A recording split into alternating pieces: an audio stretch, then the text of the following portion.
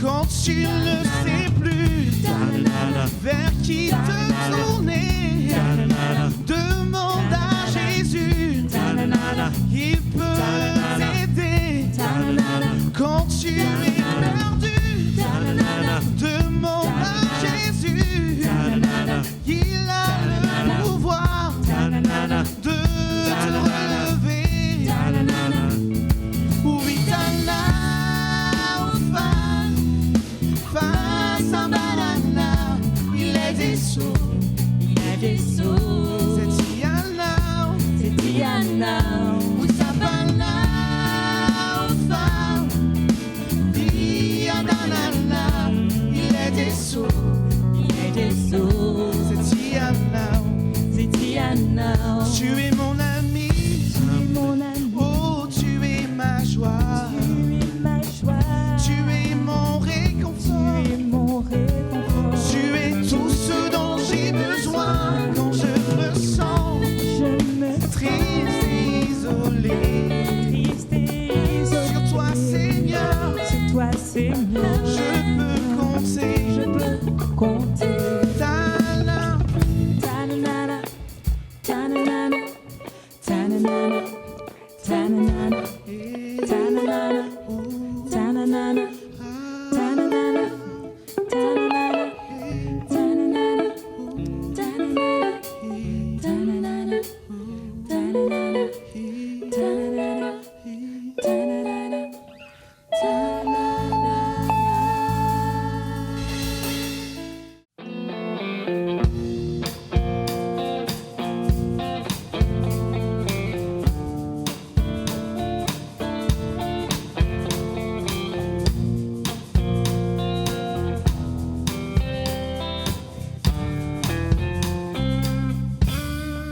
Comment expliquer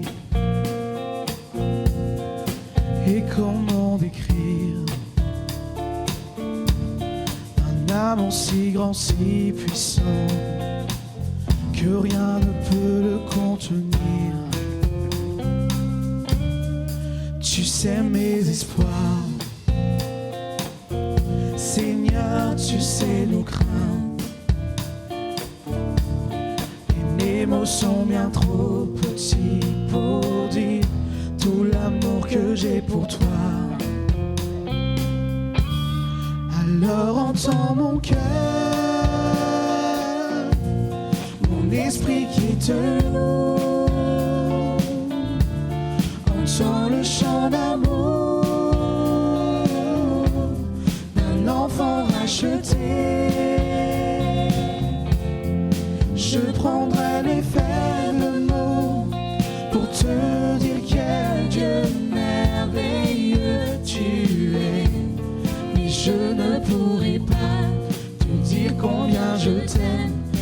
alors entends mon cœur.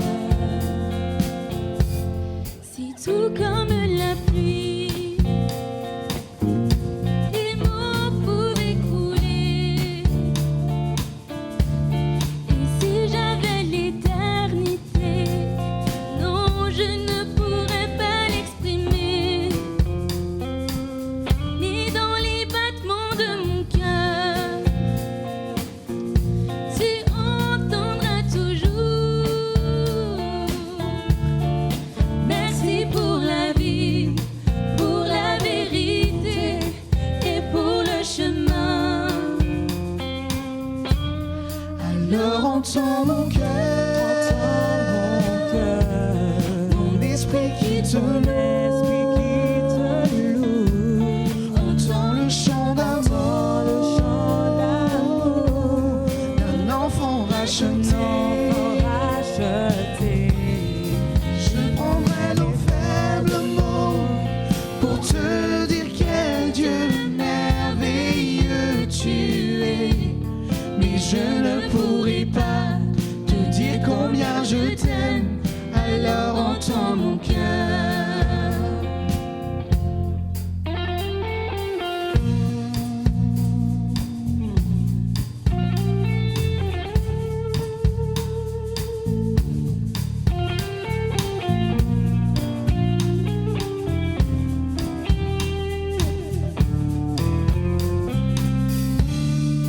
Tu sais nos espoirs, Seigneur, tu sais nos craintes.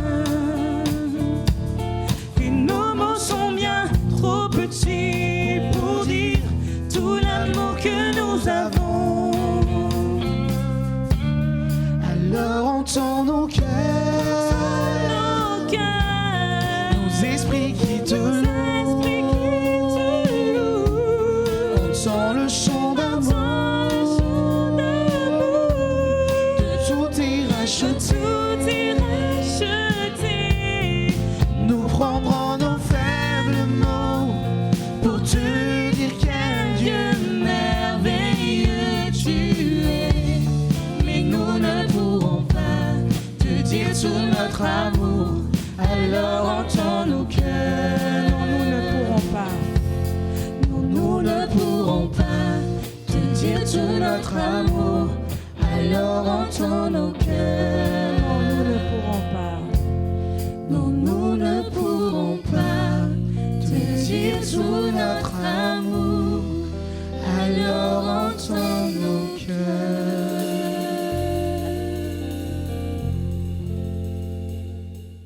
La fois dernière, nous avons vu la première partie des leçons que nous a laissé Samson, et aujourd'hui nous voyons la deuxième partie.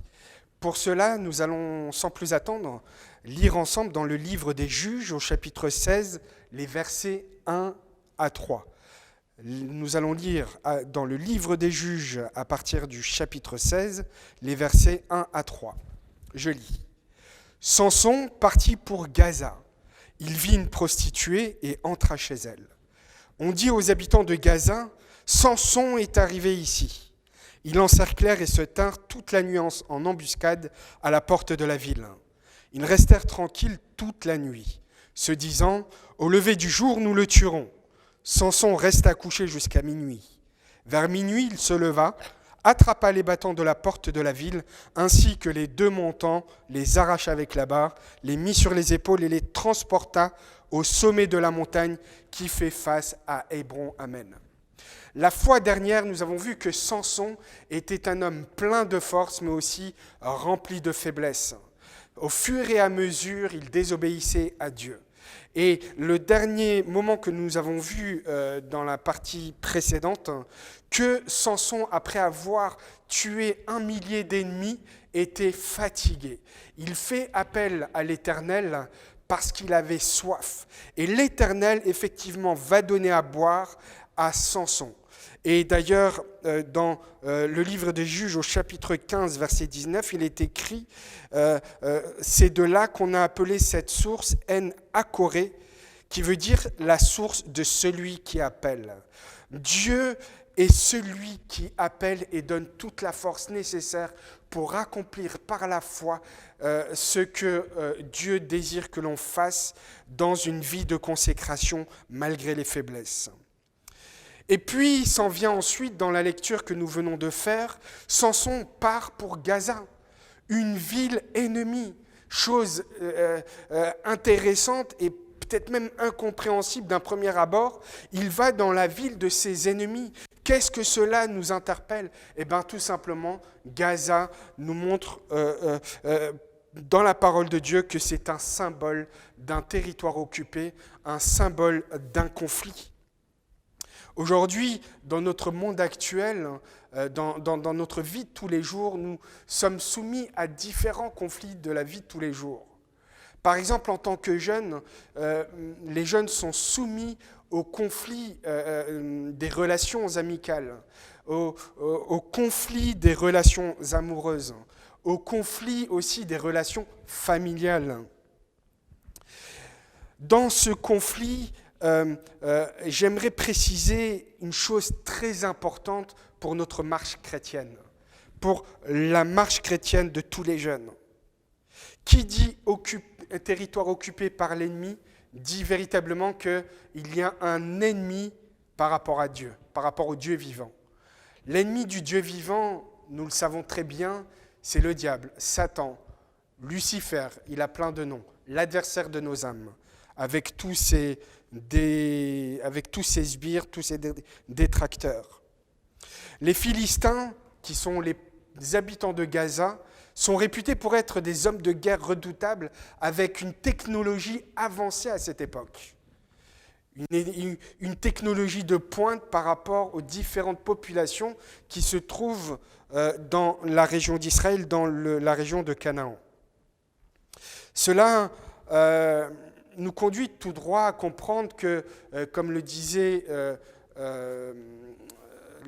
l'Ecclésiaste, il n'y a rien de nouveau sous le soleil. Ce qui était avant est aujourd'hui. Aujourd'hui, bien sûr, les techniques ont évolué, elles se sont modernisées, mais le principe reste le même. Nous sommes toujours en conflit, parce qu'il y a cette réalité spirituelle qu'en tant qu'enfant de Dieu, en tant qu'appartenant à Dieu, il y a l'ennemi qui fait tout pour que nous soyons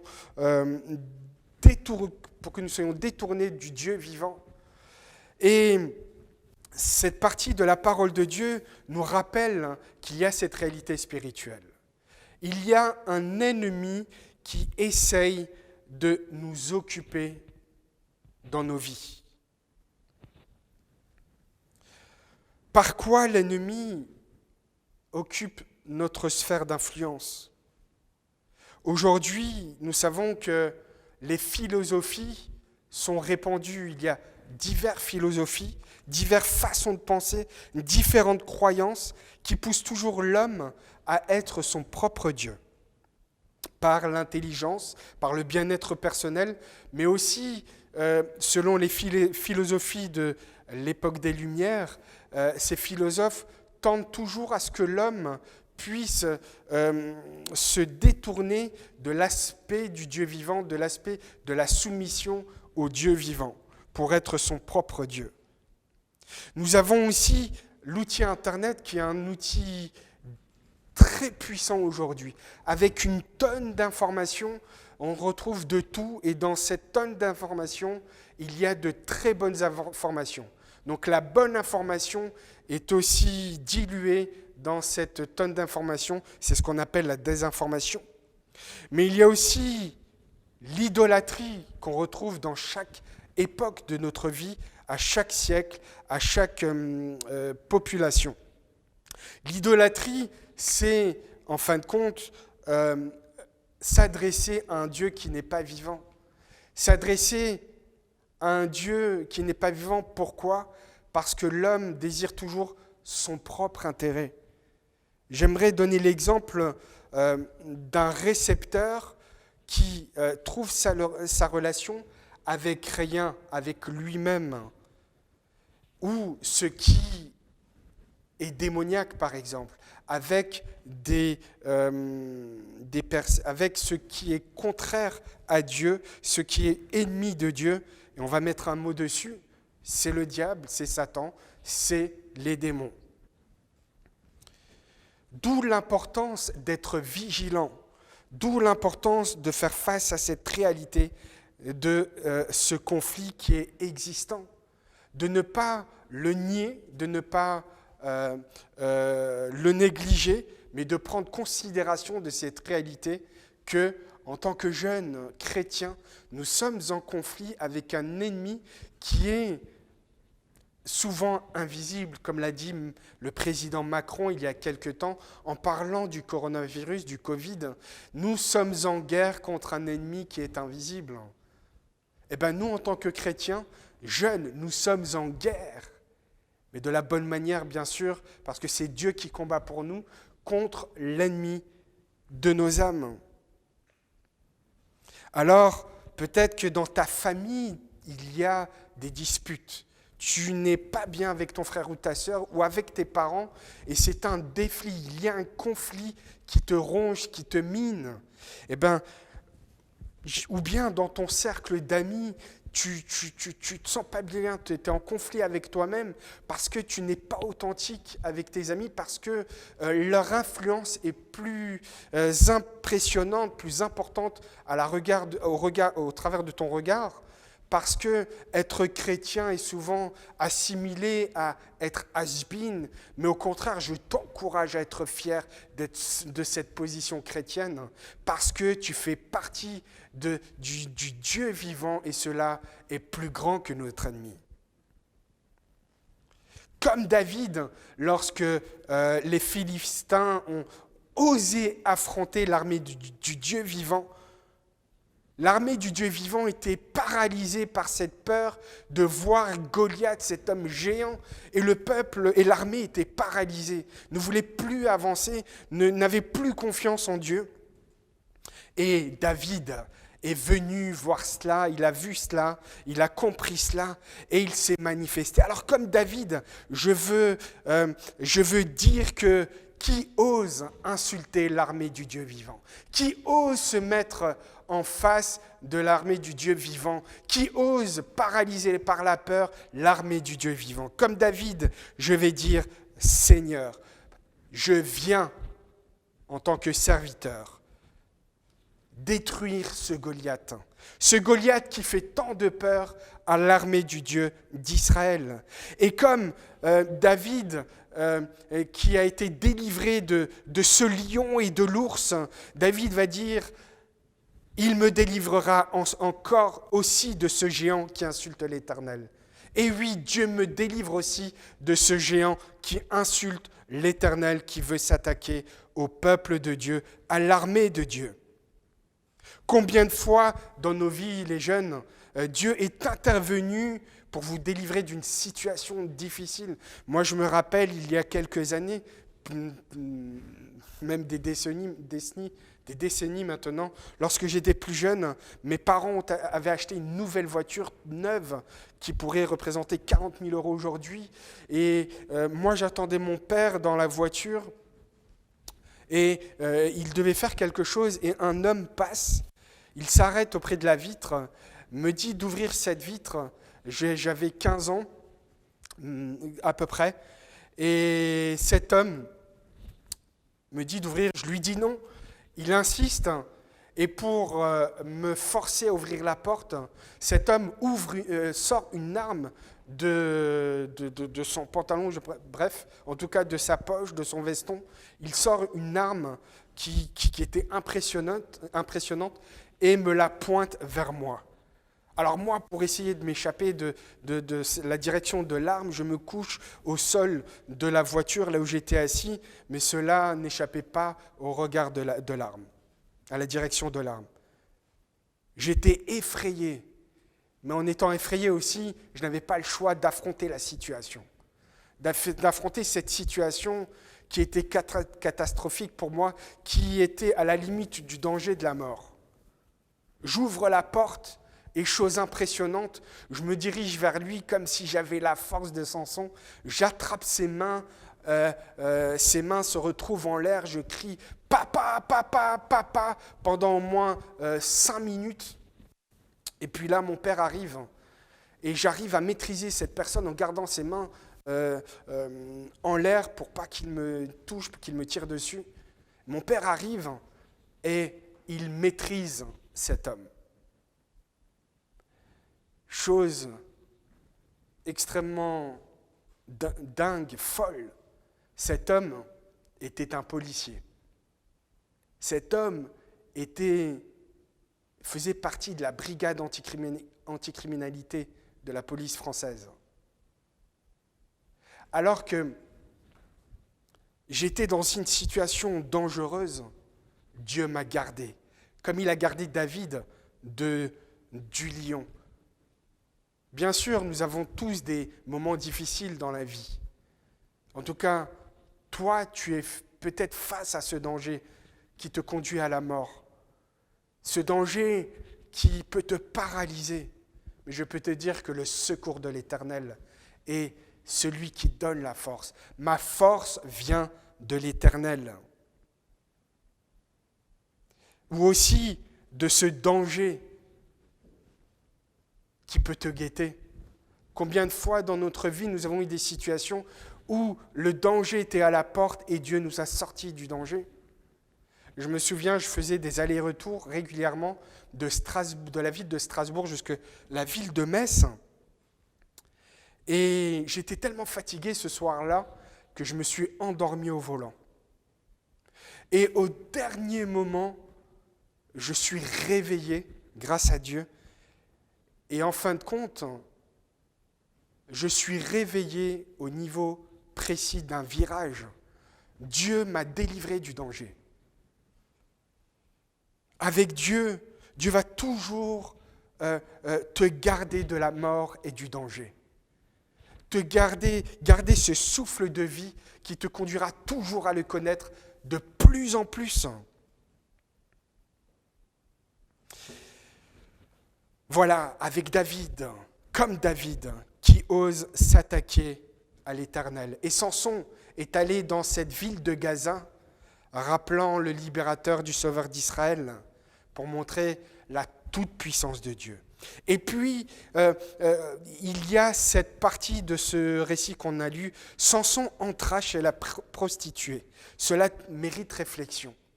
La première pensée que l'on peut avoir, en deuxième point, c'est que Samson est entré chez une femme de joie ou de mauvaise vie.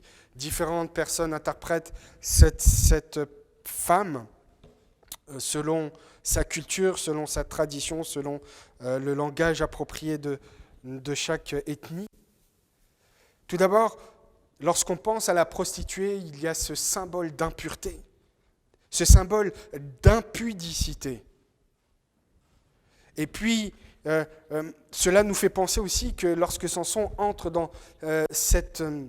chez cette prostituée, Samson s'enfonce encore dans le péché. Nous avons vu la fois précédente, à plusieurs reprises, il désobéit à Dieu, il s'enfonce dans le péché, mais là, il s'endurcit dans le péché, comme si le péché était devenu quelque chose de banal pour lui, de tout à fait normal, sans considérer que cela déplaît à Dieu.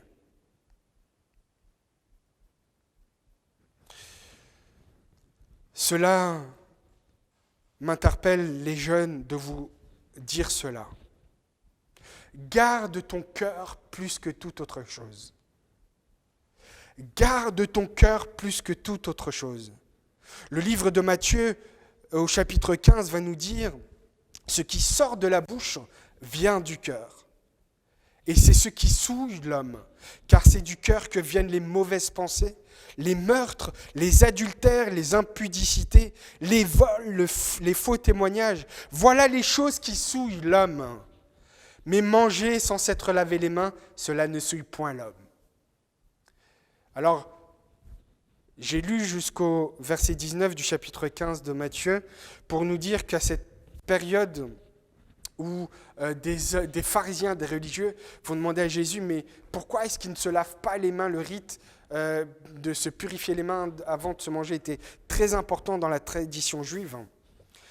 Et ils remarquent cela auprès des disciples de Jésus. Et Jésus va préciser ce qui souille l'homme véritablement. Ce qui souille l'homme vient du cœur et pas de l'extérieur. Alors, toi qui es jeune, j'aimerais te dire, ne cache pas la réalité de ton cœur au travers de l'extérieur, de l'apparence. Tout vient du cœur. Tu peux montrer que tu es la personne la plus merveilleuse au monde, mais si dans ton cœur, les mauvaises choses viennent, je te prie de considérer cette réalité pour te prosterner devant la croix de Jésus-Christ, devant Jésus-Christ, et de lui demander son intervention, afin qu'il te purifie de cette souillure du cœur. Mais d'oser affronter la réalité de ton cœur. J'aimerais t'encourager à affronter la réalité de ton cœur, mais de ne pas la laisser enfouie sous l'apparence de la tradition des hommes. Parce que l'homme regarde à ce qu'il voit, mais Dieu est celui qui sonde les cœurs et les reins. Dieu ne regarde pas à ce qui frappe les yeux, mais il regarde au cœur. C'est ça la véritable marche chrétienne. Sois authentique dans ta relation avec Dieu pour être authentique avec les autres. Garde ton cœur plus que toute autre chose, car de lui viennent les sources de la vie. Le cœur, c'est de lui que viennent les sources de la vie. Un cœur en mauvaise santé va souvent faire des crises cardiaques et puis à un moment donné lâcher et ne plus fonctionner. Il en est de même pour la vie spirituelle, la vie avec Dieu. Garde ton cœur plus que toute autre chose. Veille sur lui.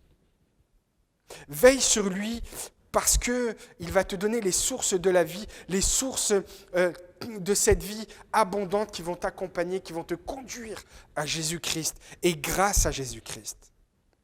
Et puis aussi, la Bible nous dit, car là où est ton trésor, là aussi sera ton cœur. Si tu pèches, tu fais ce qui est de mal aux yeux de Dieu, au final, ton trésor, c'est que tu es esclave du péché. Mais si tu aimes Jésus-Christ plus que toute autre chose, plus que la puissance du péché, crois-moi et je t'encourage que Jésus va te sortir d'une situation qui te semblait insurmontable pour justement te ramener dans ce trésor merveilleux qui n'a pas de prix, qui s'appelle Jésus-Christ. Et puis, la prostituée nous rappelle que dans l'histoire d'Israël, il y a eu cette femme qui s'appelle Rahab lors de la conquête de Jéricho. Cette femme Rahab, qui est une prostituée, et deux espions se sont réfugiés chez elle, justement pour être protégés de ces Philistins. Cette femme, Rahab, va vivre la foi. Tout d'abord, cette femme va les cacher. Pourquoi ? Parce que déjà, elle sait que c'est deux personnes qui font partie d'Israël, du peuple de Dieu. Elle a entendu ce qui s'est passé dans le peuple de Dieu. Elle a conscience que Dieu a délivré le peuple d'Israël en ouvrant la mer en deux, en faisant ce miracle extraordinaire. Elle sait cela. Elle sait aussi que avant d'arriver à Jéricho, le peuple d'Israël devait passer par deux endroits et ces rois ont refusé l'accès au peuple d'Israël. Mais Dieu a donné la victoire au peuple d'Israël. Le peuple de Jéricho, face à cette victoire du peuple de Dieu, parce que Dieu était avec Israël, a effrayé Jéricho.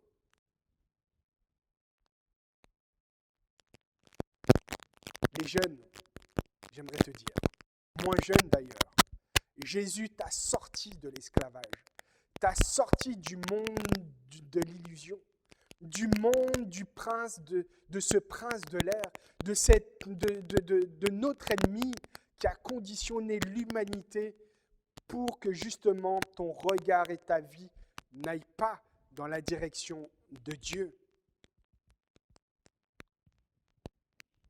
Oui, le monde est effrayé. Satan est effrayé de la puissance de Dieu, de chaque enfant de Dieu qui se lève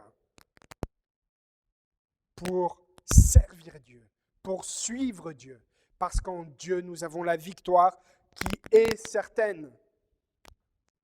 Alors saisis cette vérité. Et Rahab va dire une chose étonnante. Elle va dire, qu'en apprenant tout ce qui s'est passé, tout ce que le peuple de Dieu a fait pour Israël et tout ce que le peuple de Dieu a fait pour nous. En l'apprenant, Rahab va dire que Jéricho, les Philistins ont perdu courage et que leur esprit était abattu devant le peuple de Dieu, car c'est l'Éternel, votre Dieu, notre Dieu, qui est Dieu en haut dans le ciel et en bas sur la terre. La vérité, c'est que notre Dieu est Dieu en haut dans le ciel et aussi sur la terre. La jeunesse, les jeunes ou moins jeunes, saisis cette vérité. Avec cette vérité, que nous soyons fiers d'être chrétiens. Que ceux qui nous entourent voient la gloire de Dieu dans notre vie, parce que nous appartenons au Dieu vivant. Non pas comme une habitude routinière ou traditionnelle ou religieuse, mais comme véritablement appartenant au Dieu Tout-Puissant, celui qui a délivré Israël, celui qui m'a délivré de l'esclavage, celui qui te délivre de l'esclavage, celui qui t'a délivré de l'esclavage. Alors ne laisse pas l'ennemi t'enfouir cette vérité devant les situations difficiles de la vie quotidienne de tous les jours. Et puis, la prostituée nous rappelle également que le Sauveur Tout-Puissant, Jésus-Christ, est descendu de Rahab. Dans la généalogie de Jésus, il y a une prostituée. Chose incroyable, l'humilité de Dieu. Le Dieu Tout-Puissant, Créateur des cieux et de la terre, s'est vu naître par une généalogie imparfaite. Cela m'interpelle sur l'immensité de la grandeur de Dieu. Il n'y a rien d'impossible à Dieu pour te sauver. Il n'y a rien d'impossible dans ta vie que Dieu ne peut résoudre et t'en sortir. Alors saisis cette vérité. Car Dieu est celui qui change le mal en bien. Alléluia, amen. Et puis, nous voyons que Samson, dans le troisième point, porte sur lui les portes de Gaza, sur la colline. Il va, avec sa force humaine, pas humaine, mais grâce à l'Esprit de Dieu, va attraper les battants des portes de la ville, va les arracher et les porter sur son dos. Sachez que 2 portes comme ça, ça pèse plusieurs centaines de kilos. Et Samson va les porter sur lui. Cela nous rappelle l'image de la croix. Alors que les Philistins, l'ennemi, essayaient d'entourer Samson, mais n'ont pas réussi, comme les ennemis de Dieu, les pharisiens et des soldats sont venus entourer Jésus pour l'accompagner à la croix, pour le tuer. À la croix, tout a été accompli. À la croix, tout a été accompli. La mort n'a plus de pouvoir. La puissance du péché n'a plus de pouvoir. Ô mort, où est ton aiguillon? Parce qu'elle n'a plus d'emprise sur celui qui appartient à Dieu. Lorsque Samson prend ses portes de la ville, les arrache à la ville de Gaza, c'est comme si les portes de l'enfer sont arrachées et ne peuvent retenir ceux qui sont attirés par Christ. La croix de Golgotha. Tous ceux qui sont dans la ville de l'ennemi, dans le territoire de l'ennemi, il y a cette espérance en Jésus-Christ. Comme sur le mont de la colline où Samson, de la montagne où Samson va poser les portes pour que le peuple voie la toute-puissance de Dieu. Et cela nous rappelle la toute-puissance de Jésus-Christ accomplie à la croix par l'œuvre de la croix. La Bible nous dit que par cette œuvre de la croix, Jésus a effacé l'acte dont les ordonnances nous condamnaient et qui subsistait contre nous. Et il l'a détruit en le clouant à la croix.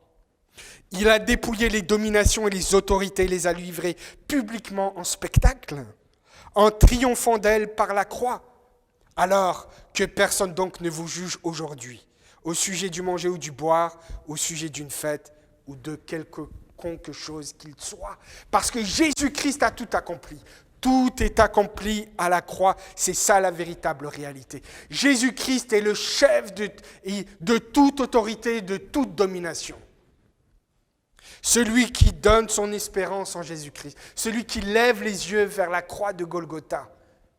Cette lumière qui surplombe les ténèbres pour être délivré de l'influence des ténèbres.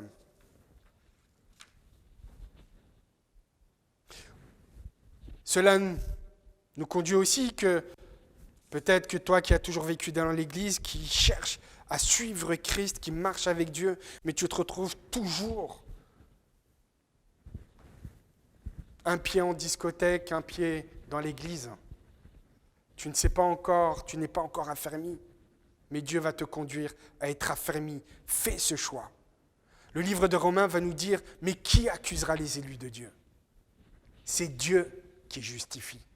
Trouve ta force et ta puissance en Jésus-Christ.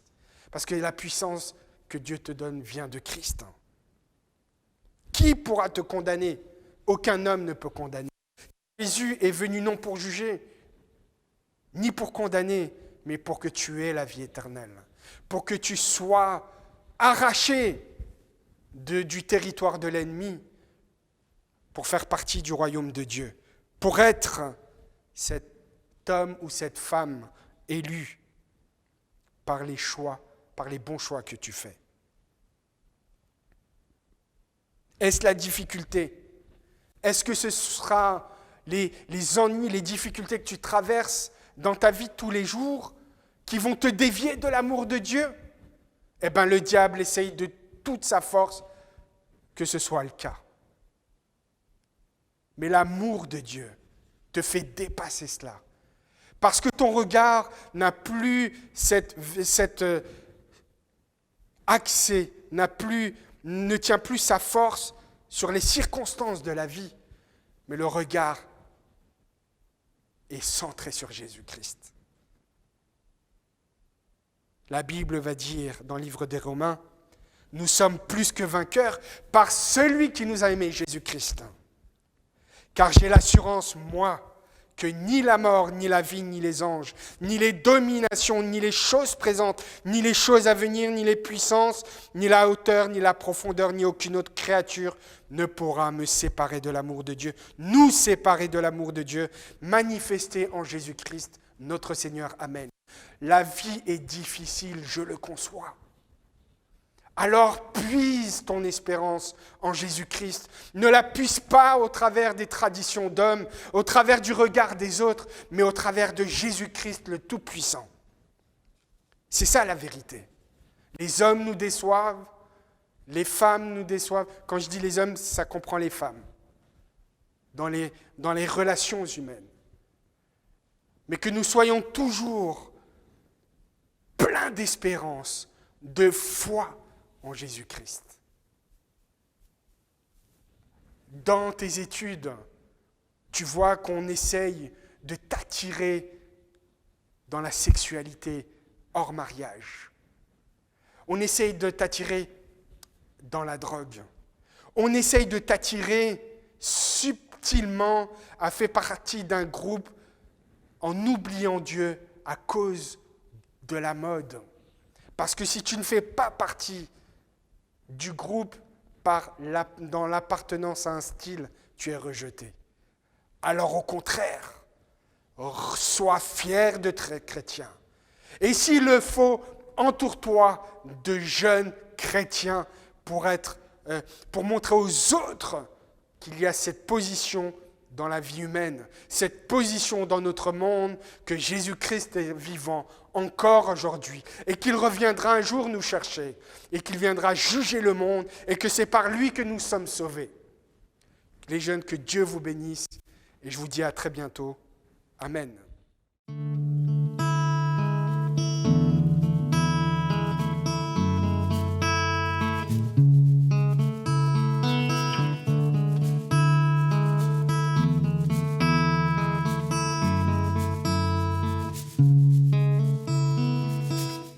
Je m'éveille car je sais qu'avec toi, tous mes rêves ont un sens. Je veux vivre ma vie pour toi. J'ai pris ma décision. Tu me relèves, tu me montres tes merveilles. À jamais j'aime ton amour, car tu m'as libéré. Oh Dieu, oh quand mon monde est perdu. Vois le soleil percer les ténèbres, noir et blanc, maintenant se change en couleur. Mon sauveur, oui tu fais toutes choses nouvelles. Maintenant je vis.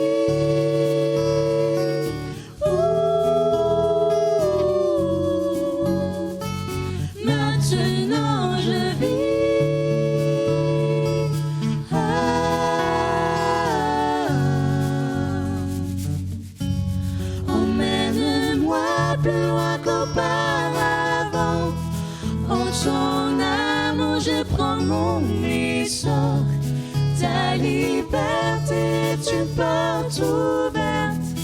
Tu es tout pour moi et plus encore. Tu guides mes pas, tu es là près de moi. Ton amour m'a guéri, il n'y a rien comme vivre avec toi. Cette vie que tu m'offres, je choisis. Vois le soleil percer les ténèbres, noir et blanc, maintenant se change en couleur. Mon sauveur, oui tu fais toutes choses nouvelles. Maintenant je vis.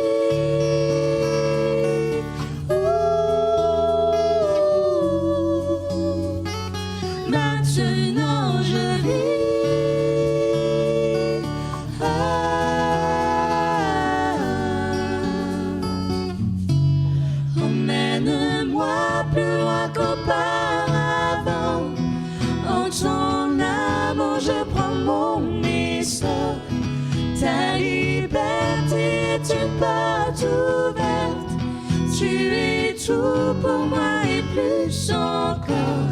Emmène-moi plus loin qu'auparavant. En ton amour je prends mon essor. Ta liberté est une porte ouverte. Tu es tout pour moi et plus encore.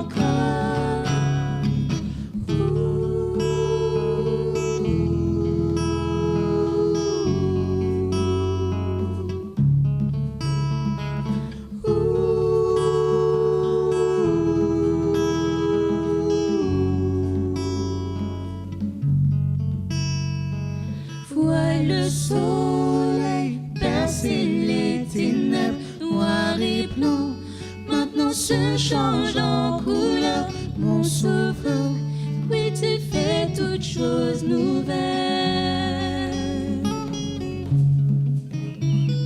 Vois le soleil percer les ténèbres, noir et blanc, maintenant se change en couleur. Mon sauveur, oui, tu fais toutes choses nouvelles. Maintenant je vis.